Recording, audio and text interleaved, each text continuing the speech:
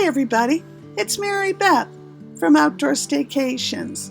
I'd like to show you around a campground we stayed at recently called Creekfire Motor Ranch. It's a beautiful campground, but there's a few things you should know before making your reservation. The location couldn't be better. It's 20 minutes from downtown Savannah and it's a half a mile from I-95 and Highway 204. Very easy to get to from I-95, and the actual entrance to the park is nice and wide, and big rigs would not have any trouble maneuvering. They have 105 sites that are either pull through or back in, but you should be aware that they're in the process of adding 100 more sites. The sites are really nice that they're building, but there is some construction noise if you're hanging out at the camp during the day. This wasn't at all a concern for us as we spent our days sightseeing in the area. The sites are either gravel or cement. They're electric, water, sewer, 20, 30, 50 amp service. Definitely long enough for big rigs to pull in. I would consider this park both an overnight park and a destination park. It's an overnight park because it's so close to the highway. Plenty of snowbirds going north and south would find this as a perfect stopover point. But it's also a destination park because there's so many amenities there. There's tennis, there's pickleball, there's paddle boats, there's go-kart rentals, there's basketball courts, there's playgrounds. There's a lot of things. Some of the things that will take you by surprise is they have a lovely restaurant in the clubhouse, and they offer a shuttle service to Downtown Savannah. It's $15 round trip for an adult and $7 for a child.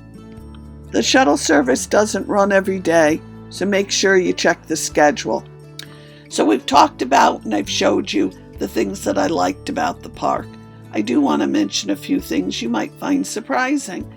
Instead of having a price for the whole season or even for low season and high season, this park charges based on what's happening in the park and what's happening in the community. For instance, St. Patrick's Day would be much more expensive than what I paid the last week in January. We received a 25% discount for attending the Tampa show. You had to make reservations right there during the show time, and we paid $39 a night after our discount. Also, although they do have Wi-Fi, they do charge for streaming. We found that it wasn't worth doing because as a YouTube creator, we need to upload and download, and we have our own jetpack to do that. Another thing is that cable television is not available on all the sites. They do have a small amount of their sites that have direct TV. So if this is something that's important to you, you should mention it when you call for a reservation. While there, we went to downtown Savannah and ate at some nice restaurants. We also toured Fort Pulaski. Look above for the link to that video.